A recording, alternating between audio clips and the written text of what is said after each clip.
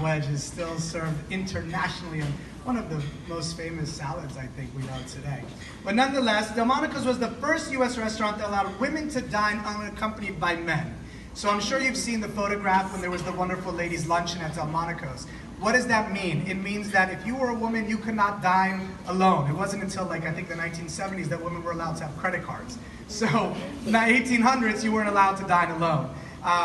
And that really changed. And during my grandfather's era, not only were women allowed to dine alone, but they were also allowed to go upstairs to the penthouse, because we all know a building, and entertain furthermore with the very wealthy clientele upstairs in the penthouse. But it was also the first restaurant to use tablecloths. And not like tablecloths that were pressed, that were linens, that were really beautiful tablecloths.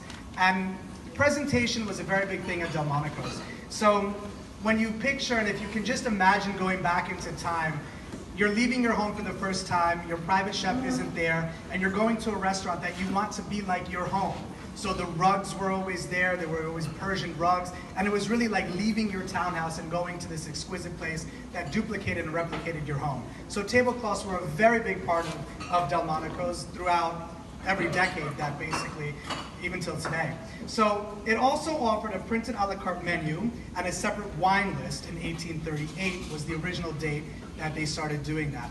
And then in about the 1960s, when my father really curated one of the largest wine selections in the world for Delmonico's, and in his death in 1987, there was a massive auction for some of the collection, but luckily enough, my mother, who loves to drink, said, no, we're not selling the majority of the collection. So in our house in Connecticut, my mom stored a lot of the bottles, and today we still have the Rothschilds and really exquisite wines. But having wine at Delmonico's was a treat. And especially during my father's era, if you were a friend of Mario Tucci's, you would have probably one of the best bottles of wine in the world and not have to pay for it. So everyone was always schmoozing up to my father. But it also served oysters on the half shell, and that goes back to the late 1800s. Tonight, Chef Billy has recreated one of the oyster dishes and really made it incredible. Are you all enjoying the food so far? Yeah. So it also introduced farm-to-table cuisine. In fact, the Delmonico's brothers sourced restaurant ingredients from their own farm in Brooklyn. So today, when people think they're so innovative and they're bringing farm-to-table, it's a new concept. It's actually a very old, real concept that Delmonico's was the first to do in New York. And then my grandfather continued that legacy by going to farms in Connecticut. He would wake up at 4:30 in the morning, drive from the village in Greenwich Village where he had his townhouse, up to Connecticut to find farms, Staten Island, when there were farms there, Brooklyn. He continued all of that legacy for really bringing fresh ingredients to farm to table. And what's fascinating about farm to table in Delmonico's is, if you go through some of the menus, you'll see that my grandfather, we had a printing press in the restaurant because the menus were constantly changing because the food was always fresh. So if someone challenges you on, oh, farm to table is a new thing, say, no, actually Delmonico's was doing that in the 1800s and carried that on to how many decades the year are we now. So it invented the power lunch. And I know that during my grandfather's era, the power lunch made, you had 15 to 20 minutes to come in and leave. And so what he had done was he had created small menus. This was it. What you got was what you got, and everyone loved it. And then people were saying, especially businessmen were saying, you know, we have to go back to work, we don't have our ticker tape machine. So my grandfather was like, well, fix that. And he put ticker tape machines at the bar. So it was the first restaurant to have ticker tape machines so that businessmen didn't have to go back to the office, they could stay, and millions were made and millions were lost at the bar at Delmonico's. So power lunch is, you know, that's a great Delmonico's invention. Also, publish a cookbook. You know, there's the Epicurean. We have it here on display, and you'll see the Epicurean was one of the first cookbooks.